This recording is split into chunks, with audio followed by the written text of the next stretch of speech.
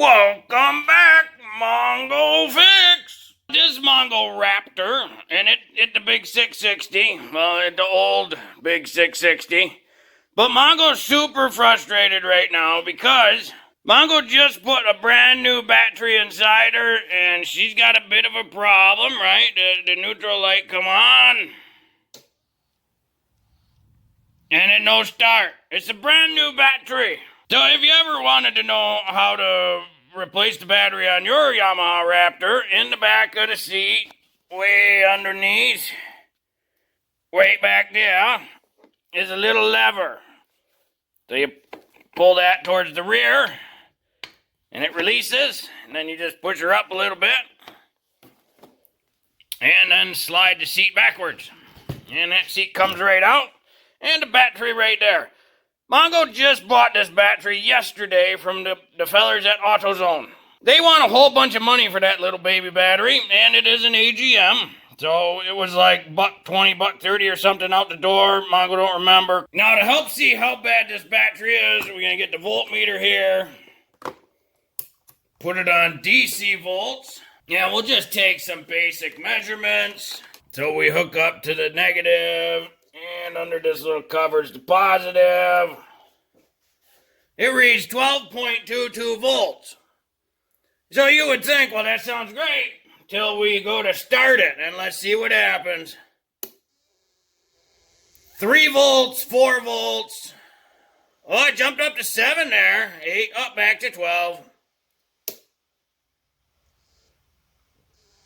Yeah, that's a junk battery all day. Well, Mongo's not spending $130 on a junk battery. Mongo gave them a junk battery. So this coming right back out, and Mongo's going right over to AutoZone. Mongo's going to be nice and see about a new battery.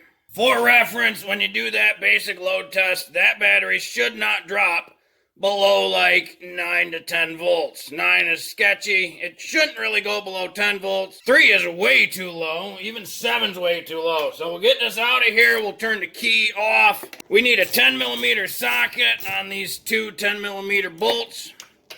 This is the hold down for the battery, just because ATVs can jump in the air and, you know, you do wheelies with them. So it's good to make sure the battery is nice and secure. Then we got a 10mm on the negative post. And a 10mm on the positive post. And then you can reach in and pull this up. There is a couple of those little rectangle nuts just slidden inside there. One on each side. So be sure to get those out. But yep, that is an AGM Duralast Gold, brand new. It's 1 day old, and it's junk. You know, there's nothing worse than getting brand new parts from the store that are junk. Mongo woke up and wanted to do wheelies. Hard to do wheelies with a junk battery.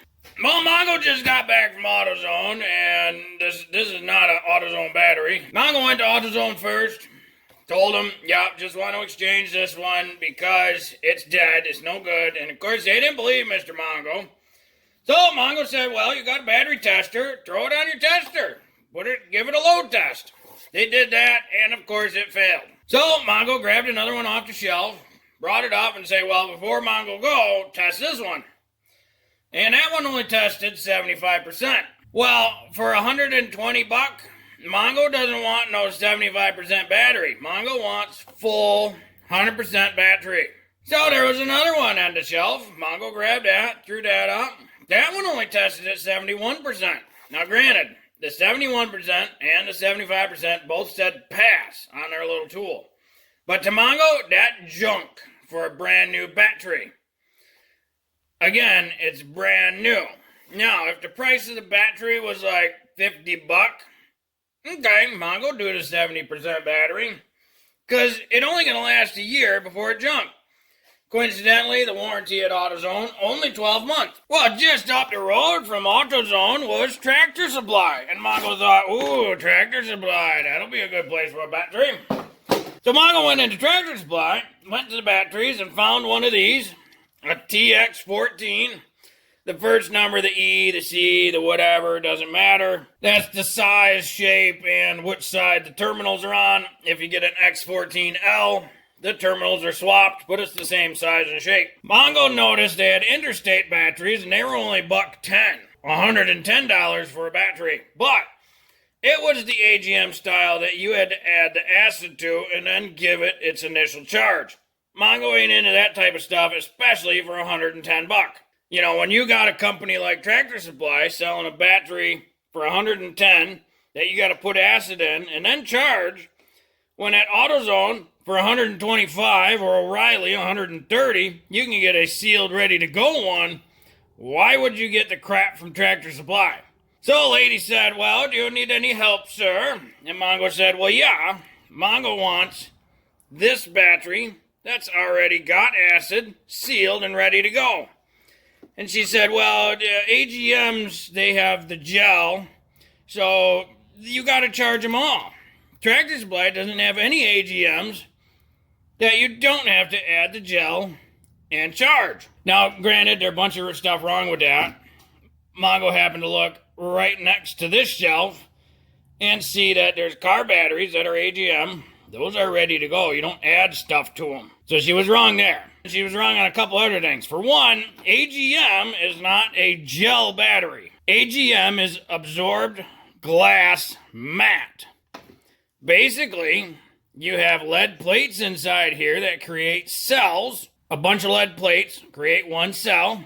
6 cells create a 12-volt battery. On an absorbed glass mat, in between the lead plates is fiberglass. The glass mat, the fiberglass inside there, absorbs the acid and holds it against the plates. That creates your battery cell. Anode, cathode, electrolyte. These are all people who need to watch the Mongo Fix Battery Show. And if you didn't see it, check the description below. The Mongo put a link down there. It's the most technical and easy to understand informational show about batteries in the world. Get yourself a free education, watch the Mongo Fix Battery Show, and learn everything there is about batteries. So that way when the idiot at Tractor Supply tries to tell you there's a gel inside of an AGM battery, you can tell them politely, nope. So anyways, then Mongo went to O'Reilly's. So this is an O'Reilly battery, and the guy load tested it. He said it's 100% ready to go. Mongo stayed good. The downside being this battery was $5 more than the AutoZone battery, and it only got a 6-month warranty. But this one 100%, not 70% that the AutoZone crap was. So maybe, finally, and it's that style, that's not gonna work for Mongo. Gonna have to bend some things. You know, someday Mongo is going to be able to do some wheelies. But evidently, wheelies was a lot to ask for it today. This style negative is designed for a much smaller top post thing. So we got to flatten out this side.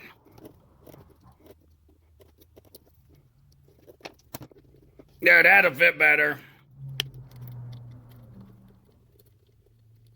Mongo just happened to look over at these instructions, so to the lady Mongo talked to at Tractor Supply, see, it a sealed, absorbed glass mat.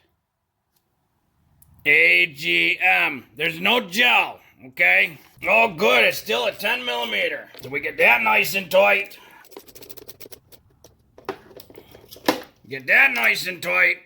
Then we put our little support hole down in there. The little cover thing covers, goes towards the positive side.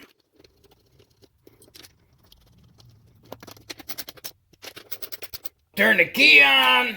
We should be good to go. We'll check our voltages, because why not? The guy did say it's 100%. Now let's see what happens when we hit the button. Look at that. Drop down to 10 volts. That's a good battery. Yep, it's charging. That's what it should do. Now to put our seat on, we got a little hook mechanism here. It slides underneath there. And then we got a little hook mechanism here, which grasps this bolt there.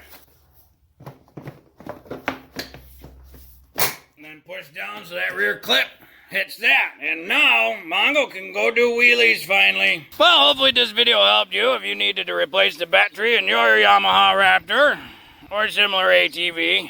And if you wanted to learn more about batteries, be sure to check out the Mongo Fix Battery Show. Link in the description. Well, if you like this video, be sure to like this video. If you like this video and other videos from Mongo Fix, be sure to subscribe. Mongo always working on all sorts of stuff. Mongo, thank you.